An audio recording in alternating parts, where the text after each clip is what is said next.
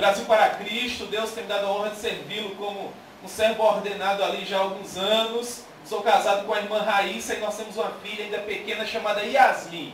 Ela tem 4 anos e elas estão lá em nossa igreja local, adorando a Deus também. E o nosso ministério, queridos irmãos, é lá no sertão do nosso estado. Nós somos uma família missionária já há alguns anos. Nós precisamos áreas do nosso estado pouco ou não evangelizadas, então nós enviamos equipes missionárias ali, evangelizamos a região, depois enviamos os obreiros e lutamos para tentar fazer com que esses obreiros permaneçam no campo. Atualmente nós trabalhamos com algumas famílias missionárias e o Senhor Deus, em sua infinita misericórdia, tem me concedido esta honra de poder trabalhar com essas pessoas, o que me causa muita alegria. Então, em linhas gerais, é isso que eu tenho feito. E Deus também tem me dado a honra de trabalhar ao lado do evangelista Cleanto, esse homem de Deus, que tem fulgurado a glória do Senhor Jesus na instituição onde nós trabalhamos. E me parece que ele não chegou, porque ele me falou que estava trabalhando hoje. Mas eu creio que daqui a pouco ele vai chegar e vai glorificar a Deus junto conosco aqui. Amém? Amados irmãos, por favor, vamos abrir nossas Bíblias no Evangelho, segundo escreveu Mateus, no capítulo 24. E nós vamos fazer a leitura no verso 14. Mateus, capítulo 24, e nós vamos ler o versículo 14.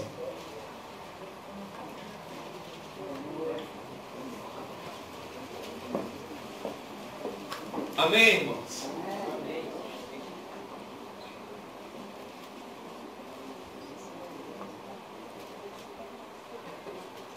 Amém, irmãos? Vocês se encontraram aí? Glória a Deus. Então nos diz a palavra do Senhor.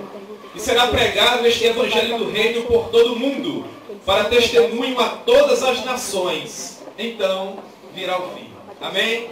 Que o Senhor Jesus aplique a sua palavra ao nosso coração. Vamos orar mais uma vez? Amém?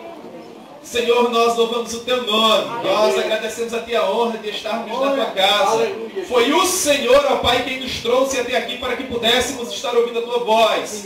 Nós louvamos e agradecemos o Teu nome, porque sobre tudo quanto aconteceu neste lugar, o Teu Espírito já tem falado ao nosso coração. Falastes a partir dos louvores que aqui foram entoados. Falastes, ó Pai, pelas orações, pela leitura devocional da Tua palavra e tudo mais, ó Deus, que esteve acontecendo aqui.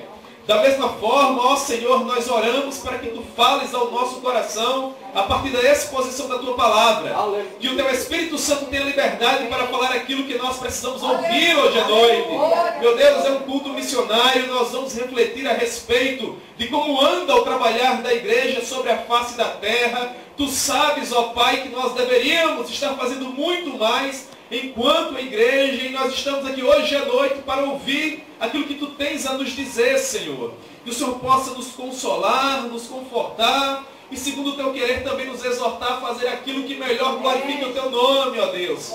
Porque nós estamos aqui para Te adorar, Senhor. Amém. Traz paz ao nosso coração. Se porventura entrou aqui hoje à noite qualquer irmão preocupado com alguma circunstância de sua vida particular, que nesse momento o Espírito Santo faça este irmão, esta irmã descansar, sabendo que quando ele sobe à casa do Senhor, ele está colocando esse problema nas mãos do Deus Todo-Poderoso, que é capaz de resolver todo e qualquer problema. Então, Senhor, ilumina a nossa mente, internece o nosso coração, faça com que nós venhamos a guardar um bom depósito de tudo quanto Tu venhas colocar diante de nós neste lugar, e que nós possamos sair daqui, ó Deus, uma vez que estivemos ouvindo a Tua voz, melhores servos, melhores adoradores, pessoas dispostas, ó Pai, a fazer algo mais que venha concorrer para a Tua glória. É isso, ó Deus, o que nós Te pedimos. E por tudo mais, nós já te agradecemos em nome do Senhor Jesus. Amém.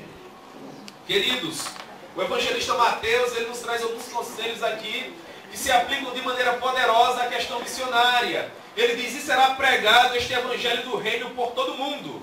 A missão da igreja do Senhor Jesus sobre a face da terra é proclamar, é pregar. A missão principal da igreja é essa. A igreja não existe para nenhuma outra coisa. A igreja só existe para proclamar as virtudes daquele que nos transportou do império das trevas para o reino do Filho do seu amor.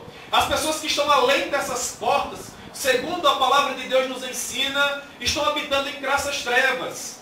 Porque a luz da justiça, a luz fulgurante do Espírito Santo de Deus ainda não ilumina essas pessoas. Elas ainda vivem manietadas, agrilhoadas pelas algemas de Satanás. Elas não sabem de onde elas saíram, onde elas estão e para onde elas vão. Pensam que estão encontrando felicidade e alegrias no álcool, no cigarro, nas drogas, na prostituição, porque é um vazio no coração das pessoas que não possuem o Senhor Jesus como Senhor. E pelo fato dessas pessoas quererem suprir esse vazio, pelo fato dessas pessoas não encontrarem luz que venha iluminar as suas vidas e sabor para trazer razão à sua existência, essas pessoas procuram satisfação em coisas, em lugares onde essas pessoas jamais vão encontrar. Há um escritor muito bom, infelizmente ele morreu sem conhecer a Cristo, mas dentre os vários livros que ele escreveu, ele falou algo que comunica uma verdade poderosa ao meu coração. E esse escritor russo falou algo que é mais ou menos assim: dentro de cada ser humano existe um vazio do tamanho de Deus. Dentro de cada ser humano existe um vazio do tamanho de Deus. Porque nós temos 30 dias de comemoração do São João em Campina Grande. Porque o vazio no coração do campinense que não conhece a Jesus é muito grande. Um dia, 2 dias, 3 dias não é suficiente. Ele precisa de 30 dias frequentando aquele local de festa pagã para tentar suprir a necessidade de felicidade do seu coração. Mas após aqueles 30 dias de forró, de prostituição, de cachaça, de consumo de drogas, aquelas pessoas que frequentam o Parque do Povo, elas encontram satisfação, irmãos? Elas encontram paz, elas encontram alegria? De maneira nenhuma. Porque o vazio que está no coração daquelas pessoas é imenso, é imensurável. E só pode ser preenchido por Deus. Observe a vida de uma pessoa que tem problemas com álcool. Quanto mais ele bebe, mais ele procura satisfação na bebida. Observe a vida de uma pessoa que tem problemas com drogas. Quanto mais ele se droga, a procura de felicidade, a procura de satisfação, mais ele quer consumir. Observe a vida de uma pessoa que tem problemas de relacionamento. Um jovem que gosta de ficar, por exemplo. Quanto mais ele fica, mais ele quer ficar. Quanto mais ele peca, mais ele está à procura do pecado. Por quê? Porque sem Jesus nem todas as mulheres ou todos os homens do mundo serão suficientes.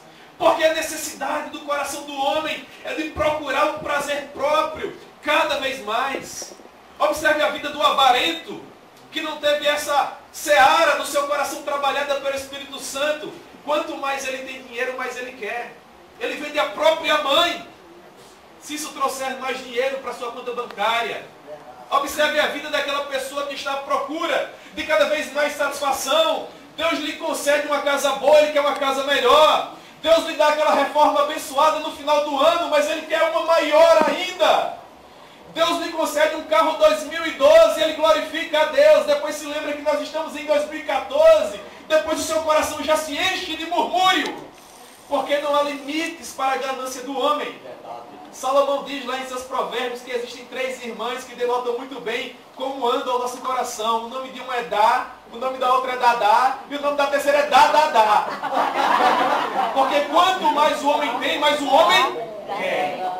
O coração do homem, queridos irmãos, é uma fábrica de ídolos. O coração do homem é uma fábrica de ídolos. Nós estamos à procura daquilo que fale ao nosso coração, daquilo que traga prazer à nossa carne. Observe quando você sai para algum evangelismo, você convida um jovem a receber Cristo como Senhor da sua vida, e o que prontamente ele te responde: não, a princípio eu vou aproveitar a minha vida. Eu quero aquilo que o mundo pode me oferecer. Eu vou viver me esbaldando aí no pecado lá no final da minha vida. Quando esse trapo de imundícia não prestar para mais nada, aí eu recebo Jesus como Salvador. Por que é que o homem comete essa loucura? Porque o homem só busca aquilo que causa prazer à sua existência. Aquele que não conhece o Senhor Jesus, pouco se importa em glorificar a Deus. O que ele quer é prazer para ele mesmo. E a missão da igreja é justamente suprir a necessidade desse coração tão terrivelmente pecador. Porque o álcool não pode suprir a necessidade do homem. As drogas não podem suprir. A prostituição, a lascívia, a luxúria. Nada do que o homem, do que o mundo, tem a oferecer pode suprir a necessidade do homem? Só o Evangelho. Só o Senhor Jesus. Só quando o Evangelho é pregado, a paz interior no coração do homem. Só quando o Evangelho é pregado, ele é iluminado. E ele percebe o abismo que o espreitava. Só quando o Evangelho é pregado e o coração do homem é regenerado, é que ele pode perceber que o álcool faz mal, que o cigarro faz mal, que a droga faz mal. Não é o poder do intelecto. Se o poder do intelecto pudesse transformar a nossa vida, um médico não fumaria, e eu conheço inúmeros que fumam. É aquele exemplo do mundo: faço o que eu digo, mas não faço o que eu faço. Se o intelecto transformasse o homem, os professores universitários, todos eles serviriam ao Cordeiro de Deus que tira o pecado do mundo. Mas, infelizmente, a maioria dos grandes acadêmicos buscam um conhecimento que glorifique a Ele, mas que não glorifica necessariamente ao Senhor Jesus. Então o conhecimento não pode fazer absolutamente nada por nós. Dinheiro também não pode fazer. Existem pessoas que dizem que dinheiro só não resolve se for pouco. Meus amados irmãos, isso é uma terrível mentira. O que você pode oferecer a Deus que Ele não tenha para que você entre no céu? Vamos imaginar aqui nós chegando naquele trono de glória, naqueles portões eternais, celestiais, batendo naquele portão glorioso, e uma voz como a voz de muitas águas perguntando a você: por que você quer entrar na minha casa? Por que você acha que é digno de estar no céu? O que você tem a me oferecer para estar aqui? E eu pergunto a você: o que é que você tem que já não é de Deus? Ele diz: minha é a terra e toda a sua plenitude. Os céus, e até os céus dos céus, pertencem ao Senhor. Deus, meus amados irmãos, levem muita pouca consideração a nossa conta bancária, o nosso sobrenome, aquilo que nós temos a oferecer. Isso é importante neste mundo vendido, completamente corrupto e depravado. Mas o que o nosso Deus procura é um coração íntegro e sincero, um coração voltado ao fulgor e à proclamação da sua glória. Dinheiro, meus amados irmãos, compra o colchão, mas não pode comprar o sono. Dinheiro compra a casa mais bonita de Bodocongó, mas não transforma ela num lar. Talvez você não tenha um carro do ano, talvez a sua casa não seja mais bonita, mas você deita a sua cabeça no travesseiro e logo pega o sono. Talvez o prefeito de Campina Grande ainda não tenha visitado você, mas o Senhor do Universo, mesmo antes de você acordar, já está lá. E quando você dorme, Ele não descansa, porque não dorme, não bosqueja o guarda de Israel. Meus amados irmãos, nós somos o povo mais feliz da terra, porque nós sabemos de onde nós saímos, nós sabemos onde nós estamos, e nós sabemos, louvado seja o nome do Senhor, para onde? Nós vamos, nós não temos inimigo à altura. Ninguém pode deter o fogo de Deus. Quem nos separará do amor de Deus que está em Cristo Jesus? Nada, absolutamente, nem a morte, nem a vida, nem os anjos, nem os poderes, nem as alturas, nem os principados, nem as potestades. Nada pode nos separar do amor de Deus que está em Cristo Jesus. Por que, meus amados irmãos? Porque um dia um missionário cheio com o Espírito Santo e uma Bíblia na mão nos alcançou. Pregou o Evangelho para nós. E quando o Evangelho nos alcançou, queridos, nós percebemos que este mundo não pode nos levar a lugar nenhum. Que a alegria que nós encontramos no mundo é uma alegria passageira. Que nós achávamos que estávamos construindo a nossa vida de maneira ordeira, mas na verdade a nossa vida era um grande castelo de cartas. Bastava a primeira marola, o primeiro vento, e a nossa vida iria ruir. Mas aquele que espera no Senhor e confia nele, céus e terras passarão, mas a palavra que ele nos comunica jamais haverá de passar. Tudo isso por quê? Porque alguém pregou o Evangelho para nós.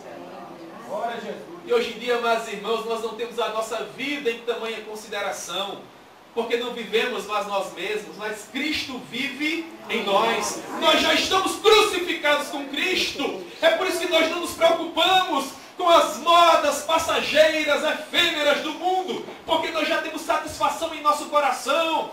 Tantas pessoas não vivem aí tão acabrunhadas, ensimesmadas, porque lutaram, trabalharam tanto para comprar aquele celular, por exemplo, o celular dos sonhos. Quando finalmente compra o celular, no dia seguinte liga a televisão, passa o próximo comercial e já saiu o celular o quê?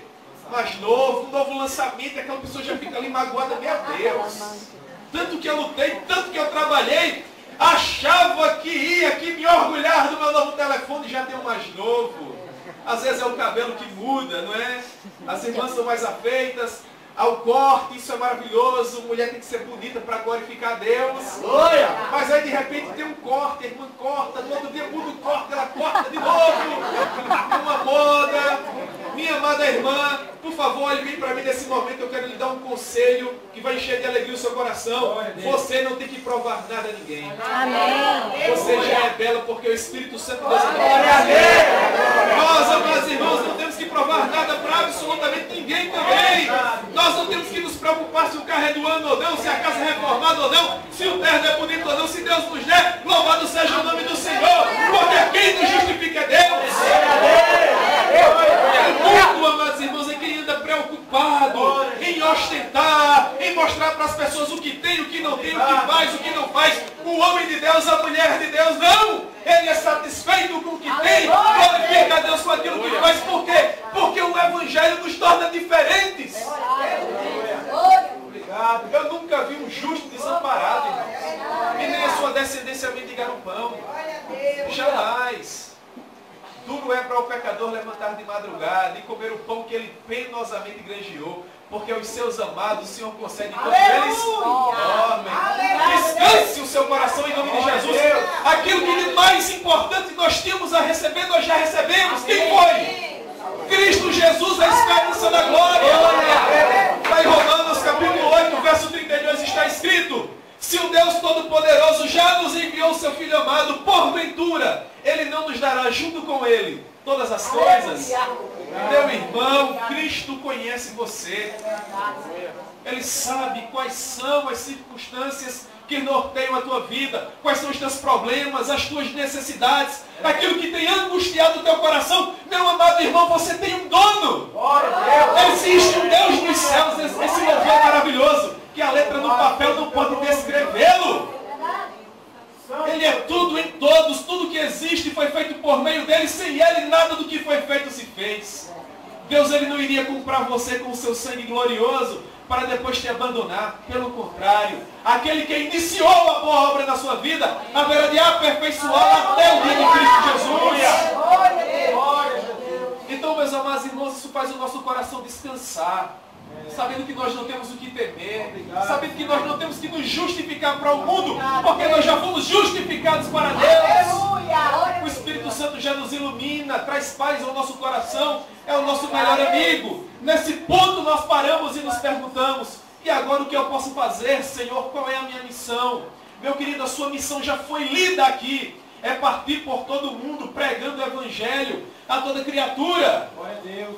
Existem, pelo menos, em todo o mundo, 3 bilhões de pessoas que não ouviram falar do Senhor Jesus. A África está situada numa região do globo que nós chamamos de janela 10 por 40. Os irmãos já ouviram N vezes aqui. Meridiano 10 e 40 no mapa mundial. E o continente africano está no centro da janela 10 por 40. Uma das áreas menos evangelizadas de todo o mundo. Onde a expectativa de vida na maioria dos países como Libéria, Serra Leoa, são 15 anos. Você sabe o que é um ser humano nascer e a expectativa dele ser de apenas 15 anos? Porque se ele escapar das doenças neonatais, ele vai morrer de desnutrição. Se ele escapar das doenças neonatais e não morrer de desnutrição, ele vai morrer de AIDS. Se não morrer de AIDS, agora vai morrer, os irmãos veem os jornais, não é? Do ebola. Que situação caótica. E além de tudo, eles são despojados todos os dias pelas potências mundiais. Os recursos minerais, os metais preciosos são espoliados da África. E em boa parte daqueles países a igreja do Senhor ainda é perseguida. A Nigéria, por exemplo, é um dos países que figura na lista da janela da missão Portas Abertas como um dos países mais difíceis de se seguir a Deus. Há 2 anos atrás, no único dia, 500 cristãos foram massacrados a golpes de foice, de facão, e tiveram seus corpos carbonizados. Milhares de igrejas foram destruídas. A missão da igreja é produzir uma adoração que gere transformação. A adoração que vocês produzem aqui pode transformar a realidade dos nossos lugares. É por isso que a nossa missão é tão sublime. A missão da igreja é pregar, irmãos, é proclamar. Porque o africano, se ouvir o evangelho, pode ter a sua realidade transformada. Estão vivendo nas trevas do paganismo. Estão vivendo nas trevas da prostituição, para você ter uma ideia. A maioria dos bebezinhos africanos já nascem com AIDS. E é disseminado na cultura local que se um homem se encontra soro positivo, ou seja, se um homem se encontra com o vírus HIV em seu coração, ele tiver uma relação sexual com uma moça virgem, ele vai se curar. Então o número de casos de estupros na África é escandaloso. Tudo isso por quê? Porque falta conhecimento.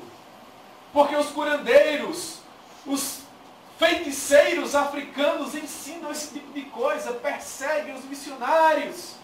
E nós que temos o conhecimento da verdade podemos transformar essa realidade, podemos transformar essa situação, porque está dito aqui, esse evangelho será pregado, todo aquele que invocar o nome do Senhor será salvo. É a solução para a África.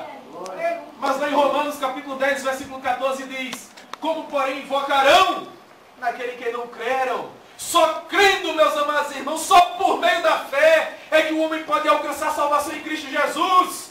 Como invocarão aquele que não creram? E como eles crerão naquele de quem nada ouviram? Nunca, queridos, a proclamação do Evangelho foi tão urgente.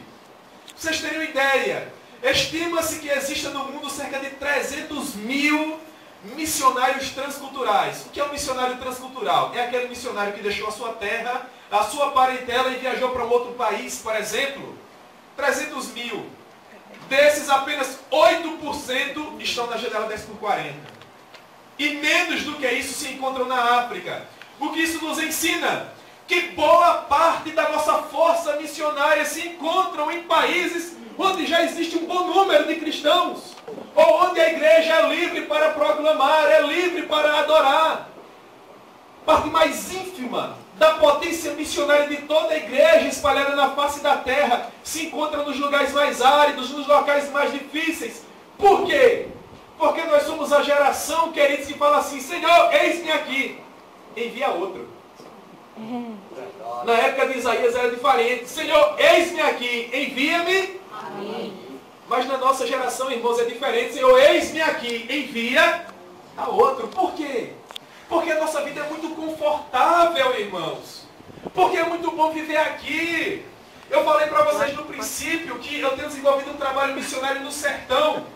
Eu trabalho especificamente na fronteira do Rio Grande do Norte e na fronteira com o Ceará. É uma região que nós temos, queridos, um sol para cada um. A única coisa verde que se encontra no sertão é tecido de sinuca e pena de papagaio. O resto é seco. É só carneiro, chique-chique, macambira, jurema preta. É só isso. Meus amados irmãos, é difícil viver numa região assim. A tradição pagã é muito grande. O tradicionalismo católico, você não tem ideia de como é. Há pouco tempo eu cheguei na casa de uma senhora chamada Dona Fátima, 87 anos de idade. Todo tipo de santinho havia na parede dela, com todo respeito aos meus irmãos católicos, aos quais eu amo de todo o meu coração. E eu comecei a conversar com aquela senhora, e eu perguntava para ela, Dona Fátima, por gentileza, me responda, esse santo serve para quê? E ela dizia assim, protege o caminhoneiro. E essa santa, ela falou, essa aí é para o bom parto. E essa outra, para quem tem as pernas finas, e por aí vai. Havia um apanhado de santos que resolveu muitas coisas. E aí, amados irmãos, eu olhei para aquela senhora, queridos, 87 anos. 87 anos, e perguntei, Dona Fátima, qual desses aqui é o Senhor Jesus? E ela olhou para mim e falou, Jesus, esse eu não conheço. Ele é bom para quê? Aí você imagina um pastor missionário ouvindo uma pessoa perguntar para que é que Jesus é bom. Queridos, 87 anos, aí você fala assim, não, porque sei lá no Alto Sertão, pastor, aqui é diferente. Eu estive há poucos dias evangelizando a região aqui, Agreste, zona rural de uma cidadezinha de 2 mil habitantes chamada Algodão de Jandaíra. Alguém já ouviu falar na cidadezinha chamada Algodão de Jandaíra? Eu evangelizava num sítio chamado Sítio Catingueira. E encontrei um senhor, seu Severino, cerca de 84 para 85 anos de idade. E olhei para aquele homem tão austero, católico fervoroso, eu perguntei, seu Severino, por favor, me responda, quem é o Senhor Jesus? E ele falou, olha, meu filho, eu vivo nesse sítio toda a minha vida, há muitos e muitos anos. Se esse Jesus morasse aqui, com certeza eu conheceria.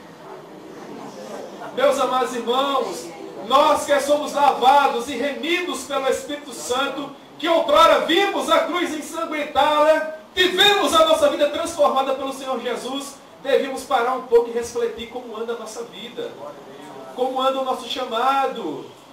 Como invocarão, irmãos, se não há quem pregue? Como Dona Fátima, seu Severino terão suas vidas transformadas, se eles não têm acesso ao Evangelho, se eles não têm acesso à palavra da verdade? E o pior, amados irmãos, como eles pregarão o Evangelho se não há quem os envie? Como pregarão se não são enviados? Vamos analisar um pouco a nossa oferta missionária. São estatísticas de 2 anos atrás da Missão Horizontes. Nós temos cerca de 40 milhões de evangélicos no Brasil.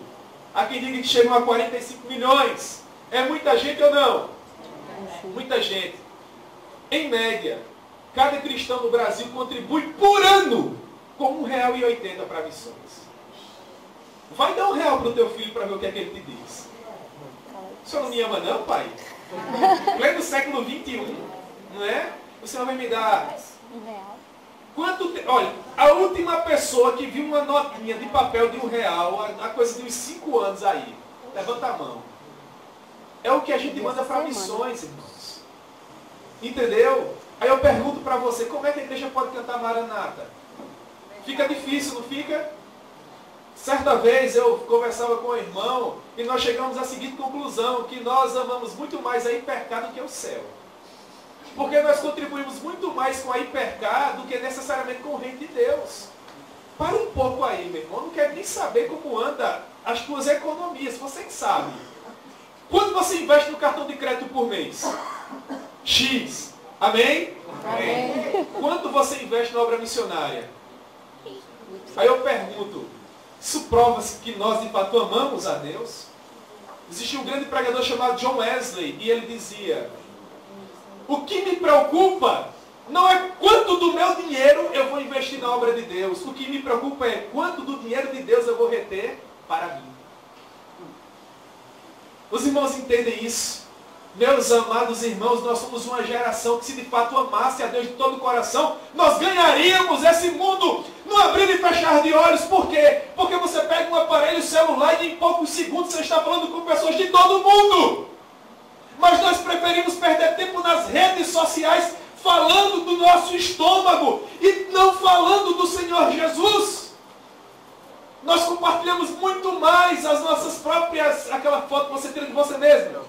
Selfie. A selfie, do que necessariamente o Evangelho. As ondas de rádio, queridos, alcançam países fechados.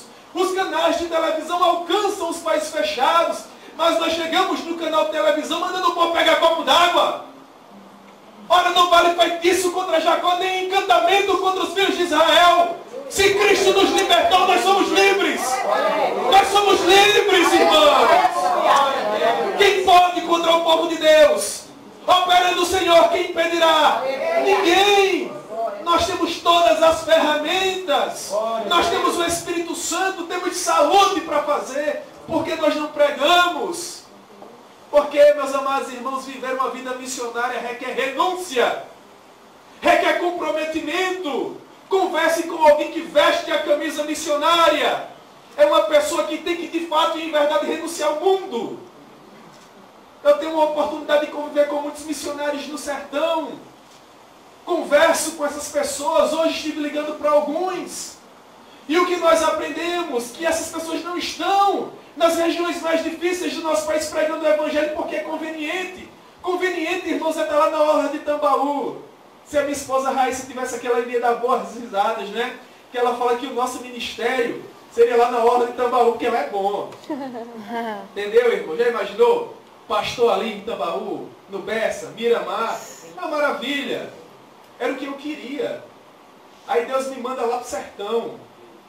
Meus amados irmãos, existe uma ideia muito romântica de missões. Missões é feita com suor. Missões é feita com renúncia. Isso é feito com a boca no pó. Meus amados irmãos, eu não estou no sertão porque eu quero, não. Eu estou no sertão em obediência. Pelo que eu quero, eu estaria lá em Paris agora. Entendeu? Esse é o coração do homem. Deus está continuamente diante de mim. E aí você abre mão de tudo e vai lá para aquele torrão. Por quê? Porque Emmanuel mandou. Porque o Todo-Poderoso mandou. Da mesma forma nós observamos os vídeos aqui. O continente africano. A Amazônia é legal. Nós precisamos de pessoas para proclamar o Evangelho a esses povos. Só para vocês terem uma ideia, para nós não termos que ir tão longe. Vamos pensar aqui em nossa Paraíba. Existem 54 etnias indígenas. 18 foram alcançadas. E dessas 18, 16 precisam de um pastor. No Brasil, nós temos cerca de 223 etnias. Pouco mais de 100 não foram alcançadas. Nós somos mantenedores de um missionário que se encontra nas margens do Rio Sana, lá na parte mais longínqua da Amazônia. 4 dias de barco, ela se chama Maria do Carmo, solteira, está lá sozinha. Ela e Deus. Há pouco tempo caiu uma chave em cima do pé dela, fez um corte enorme, ela costurou com linha de pescar. O médico mais próximo estava a 15 dias de onde ela estava, lá em Manaus. E aí eu perguntei, do Carmo, você cortou o pé do Carmo, sangrou bastante, você teve que passar 4 dias numa voadeira, que é aquele barquinho fininho, não é? Você não tem medo assim de um jacaré chegar e te comer? Ela falou, jacaré, pastor? Que mané jacaré? Se aparecer um jacaré aqui, do jeito que eu estou com dor nesse pé, eu mato ele, como, pego o couro e passo a bolsa. Meus amados irmãos, esse é o perfil de quem quer fazer missões. Esse é o perfil de quem de fato quer dar a vida ao Senhor Deus. O segundo povo menos evangelizado do Brasil são os ribeirinhos. Estima-se que há no Brasil cerca de 37 mil comunidades ribeirinhas. 10 mil não foram alcançadas. 10 mil. 1.200.000 quilômetros de rios e igarapés no Brasil que nós precisamos alcançar. O terceiro povo menos evangelizado do Brasil são os quilombolas, os nossos irmãos da época do regime escravagista ainda. Nós temos só na Paraíba 38 quilombos, você sabia? 38 quilombos. Os quilombos do sertão. A água, a época que eu fiz a última visita, era tão verde que parecia um suco de alface. Agora nem água verde tem. Não chega saúde, não chega educação, não chega segurança. Quando muito que chega uma viatura da PM para... Não é? Esse povo está desesperado pela luz do Evangelho, irmãos. O quarto povo menos evangelizado do Brasil são os ciganos. Existem 1.200.000 ciganos no Brasil, para 8 missionários. Só existem 8 missionários trabalhando com o povo da etnia Calon no Brasil. São os ciganos. Lá na cidade de Sousa, quem aqui conhece Sousa? Existem cerca de 500 ciganos vivendo em barracos lá. Quem foi há pouco tempo em Sousa sabe que eu estou falando a verdade. Sabe quantos missionários nós temos lá pregando para os ciganos? O quinto povo menos evangelizado do Brasil é o povo que eu trabalho com eles, são os sertanejos. 6 mil assentamentos. Sem uma vírgula da palavra de Deus. As pessoas estão morrendo, irmãos, na época em que você prega o Evangelho em poucos segundos com o telefone e com o computador, sem o conhecimento de Cristo. Eu pergunto à pessoa que se converteu ontem nessa igreja, se morrer sem entregar a vida a Jesus, por onde é que a pessoa vai? Todo mundo sabe, irmãos. Todos os dias as multidões se comprimem a caminho da perdição eterna. Nós precisamos pregar. A missão da igreja é proclamar. Este evangelho do reino será pregado por todo o mundo. Essa é a missão da igreja. Enquanto nós resistirmos a essa missão, queridos, nós não vamos ver o Senhor Jesus surgir nos ares, ao soar da última trombeta, para recolher o seu povo, para nós estarmos com Ele eternamente no céu de glória, que será infinitamente melhor. Nós precisamos pregar. Essa é a missão. Perceba, eu fui tão contagiado pelos louvores aqui, a alegria, como o irmão falou ali, a alegria dos irmãos é contagiante. Mas olha só, se acontecesse uma catástrofe e os ministérios de louvor se acabassem, essa igreja ia sobreviver. Amém. Se acontecesse uma catástrofe e se acabasse o grupo de jovens, essa igreja ia sobreviver. Glória a Deus. Se acontecesse uma catástrofe e o ministério de casais se acabasse, essa igreja ia sobreviver. Mas no dia que essa igreja parar de pregar o evangelho, sabe o que é que vai acontecer com essas portas aqui? Elas vão o quê? Fechar. Porque a missão da igreja é pregar o evangelho. Pastor, os ministérios não são importantes? É claro que os ministérios são importantes, mas Cristo nos convida a fazer o quê? Mais. Infinitamente mais, meus amados irmãos. Glória. Cristo nos convida a lutar lá fora, onde a coisa está acontecendo. O culto do domingo à noite, eu costumo dizer que é o momento de nós recarregarmos as baterias. Passamos a semana inteira combatendo o bom combate, pregando o evangelho na escola, no trabalho, na rua onde nós moramos. Aquele familiar que ainda não recebeu Cristo como Salvador e luta, combate, batalha, nos cansa, nos machuca, nos maltrata. Aí a gente vem para a igreja no domingo à noite. Aí vem os irmãos aqui da bandinha, tocam fogo na seara do Filisteu. E o coração enche de alegria. Vem a irmã aqui, louva a Deus, e o Espírito Santo fala de maneira tão poderosa que você falta pouco marchar. Termina o culto, meu irmão, você está cuspindo fogo. Para começar tudo de novo. Combate no trabalho, combate na escola. Qual o problema, irmãos? É que a igreja, eu não me refiro especificamente a esta igreja, mas a igreja de Cristo espalhada, tem se satisfazido apenas em vir para a igreja e adorar aqui. Queridos, a nossa missão é outra. É adorar aqui, mas não apenas aqui. Sobretudo também lá. Adora no meio da tua família. Adora no meio do teu trabalho. Adora no meio da rua onde você mora. Adora na tua escola. Adora onde Deus te enviar. Porque se nós não nos comportarmos assim, irmãos, essa geração também vai passar. E nós não vamos ter o prazer de ser a geração que trouxe o Senhor Jesus nos ares. A nossa missão é pregar. E pregar por todo o mundo. Vocês terem uma ideia, 75% da nossa força missionária retorna dos campos com menos de 5 anos. 75%. Se nós, irmãos, com muita luta, enviamos 100 missionários, em menos de 5 anos, 75 vão retornar. Desses 75, 45 vão retornar ou com problemas de ansiedade ou com problemas de depressão.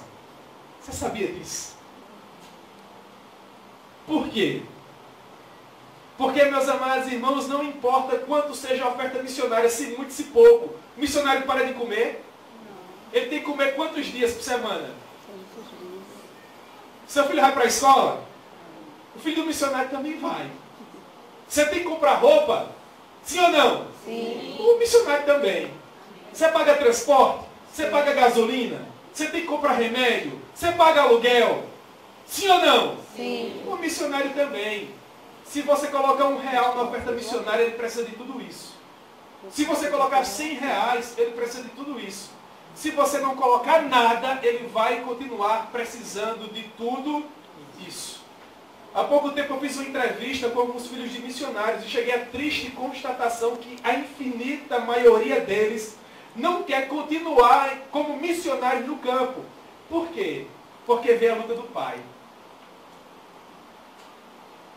A grande maioria das nossas denominações pensa que fazer missões é convidar o missionário no final do mês, dar uma cesta básica a ele, tirar uma foto e mandar ele para o campo de novo.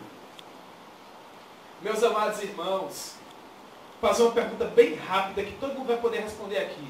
Se Cristo Jesus tivesse deixado para vir nesse período que nós estamos vivendo agora, onde você acha que ele estaria? Onde ele estaria investindo o dinheiro dele? Aí agora eu pergunto para mim, que sou pastor, onde eu estou? Onde eu estou investindo a minha vida? Meus amados irmãos, nós investimos muito mais no nosso bolso do que na nossa salvação. Vamos olhar para a educação dos nossos filhos, por exemplo. Há pouco tempo eu pregava num congresso de jovens e uma senhora vinha chorando, desesperada, a conversar comigo, aos prantos. Pastor, o senhor tão jovem, ela entendeu que eu era jovem ainda, não é? O senhor tão jovem está aí pregando o evangelho. Como eu queria que o meu filho fosse um pregador do evangelho. O meu filho não quer fala com a igreja. E eu olhei para aquela senhora desesperada e perguntei, a senhora queria que seu filho fosse um pregador? Quantas Bíblias a senhora comprou para o seu filho? Quantos DVDs de bons pregadores? Quantos CDs de bons cantores? Já enviou seu filho para quantos congressos? Tem muitos seminários de teologias bons aí. Já enviou seu filho para quantos? Para nenhum. Nós queremos, irmãos, que os nossos filhos cresçam e como que num passe de mágica, eles vão se tornar servos fervorosos. Vamos de encontro à palavra, o que a palavra nos exorta. Ensina o teu filho aonde? No caminho que ele deve andar. No caminho que ele deve andar, porque quando ele crescer, ele não se desviará dele. Mas aí, meus amados irmãos, nós nos preocupamos muito mais com o bolso. Existem famílias que investem em verdadeiras fortunas para os filhos se tornarem bons cidadãos. Não é errado. Se você puder pagar um colégio com o seu filho, pague. Eu vejo casais se descabelando para pagar mensalidade, que são verdadeiras fortunas. Torna o filho bom cidadão. Ele vai passar num bom concurso, num bom vestibular, e vai ganhar muito dinheiro. Mas eu pergunto, que adianta o homem ganhar o mundo inteiro se no final ele perder a sua alma? Adianta alguma coisa? Não.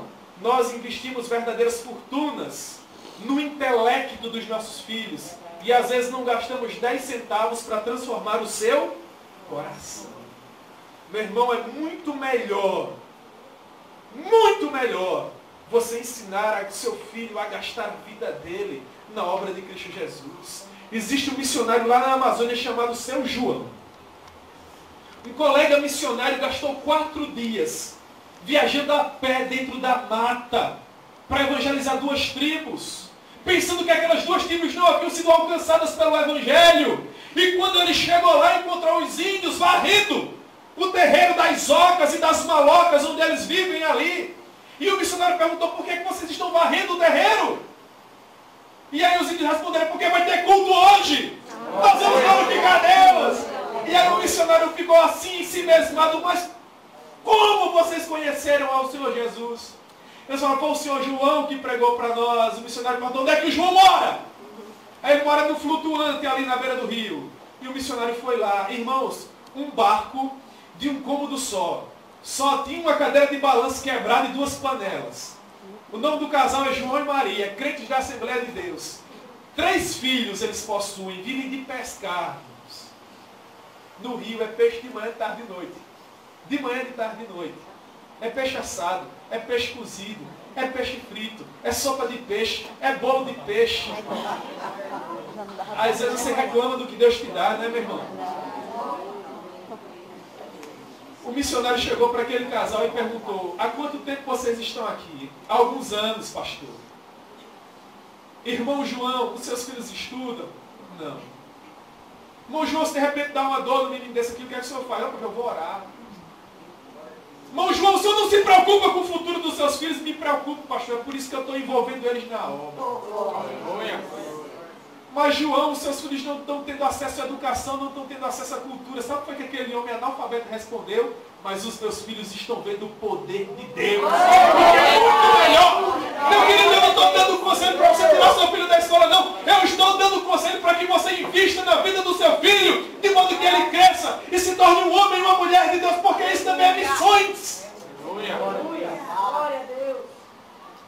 Também é missões. Eu tenho uma filhinha chamada Yasmin, aí eu fico colocando na cabeça dela que ela vai ser missionária, né?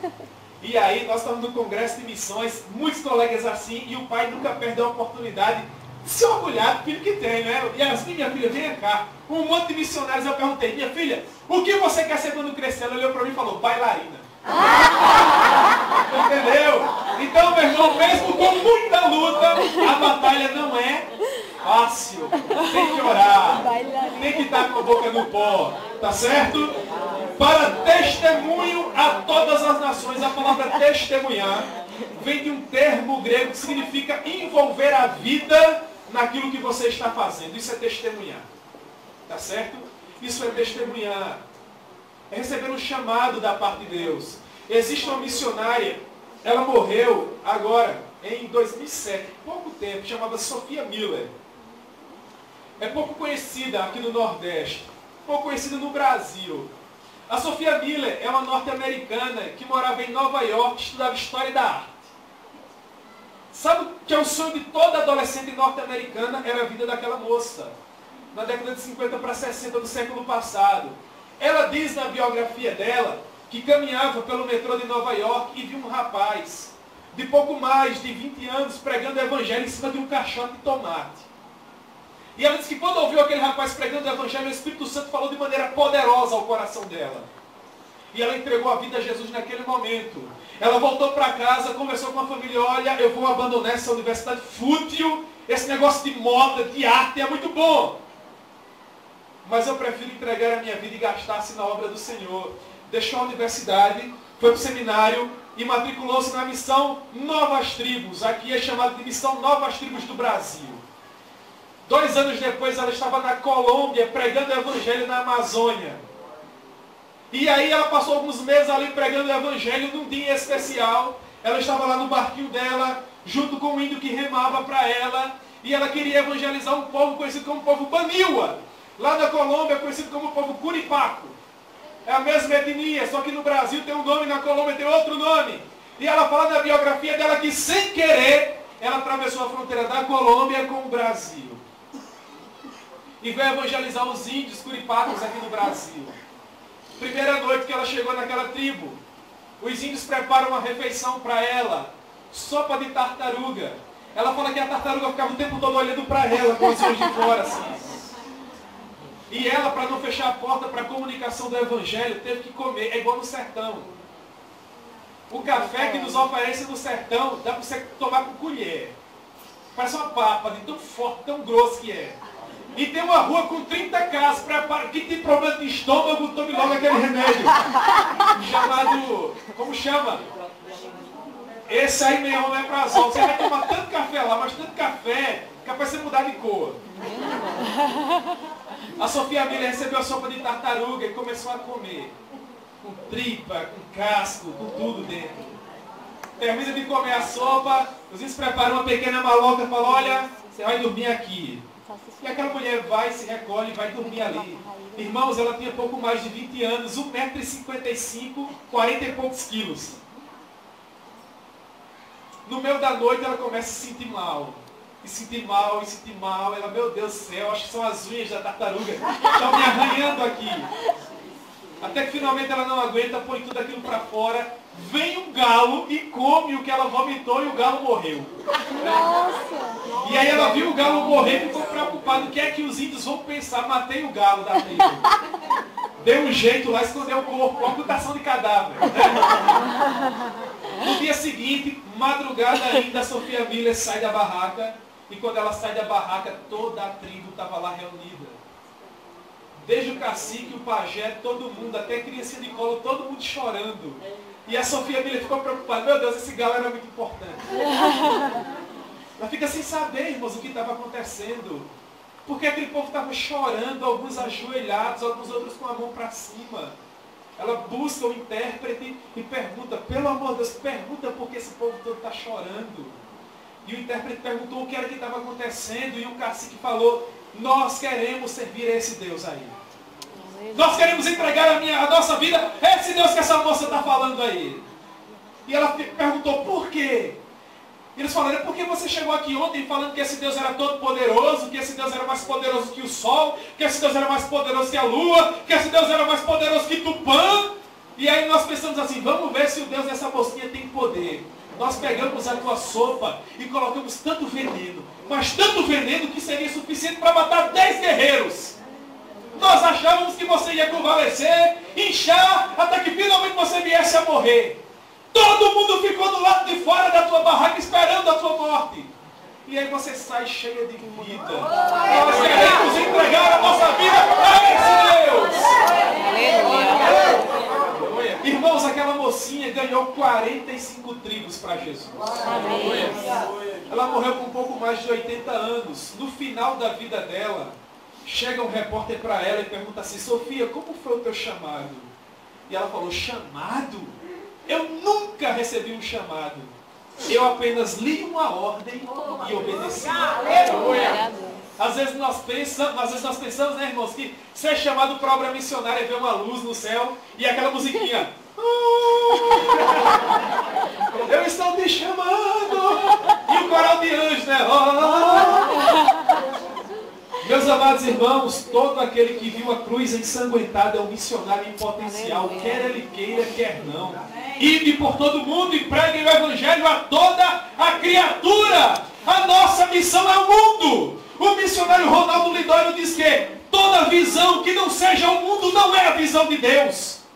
Toda visão que não seja o mundo não é a visão de Deus. Porque não existe nenhum único centímetro sobre a face da terra que o Cordeiro de Deus não possa dizer, é meu, me pertence, eu comprei com o meu sangue. Dele é a terra e toda a sua plenitude. Qual é a jurisdição da igreja de Deus? É todo o mundo. Porque ele morreu e com o seu sangue ele comprou para Deus aqueles que procedem de todos os povos, tribos, línguas e nações. Por isso nós temos que lutar pela África. E aqui nós concluímos, então virá o fim. Esse fim aqui não é um fim escatológico. A palavra aqui, né, para quem gosta aí do grego, é a palavra teleios, que significa um projeto que se consuma. Qual é o projeto de Deus para a humanidade? É fazer com que todos quantos foram comprados pelo sangue de Jesus se rendam a Ele. Quando finalmente a última pessoa que foi comprada pelo sangue de Jesus se converteu ao Evangelho, então nós ouviremos o soar da última trombeta.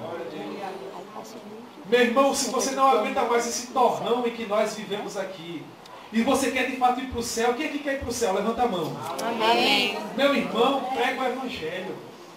Porque quanto mais rápido a última pessoa receber Jesus aqui na terra, mais rápido nós veremos o Senhor Jesus nos ares. E Ele voltará para nos buscar. Esse deve ser o desejo do nosso coração. Faça o seu melhor. É para retirar a oferta missionária. Faça o seu melhor. É para ir evangelizar naquela região que a irmã Sheila compartilhava aqui, onde não há água, onde as pessoas estão sofrendo. Meu irmão, faça o seu melhor. Janeiro do ano passado eu viajava para Itaporanga, nós temos uma família missionária lá, e eu via, meus amados irmãos, os bois cavando o chão à procura de água. Pareciam aquelas 7 vacas magras que o José viu no sonho. Uma situação caótica. As igrejas evangélicas praticamente se esvaziam nesse período. Quem é sertanejo aqui sabe. Uma situação difícil. E aí, meus amados irmãos, eles vão à procura do padrinho. Eles vão à procura do frei.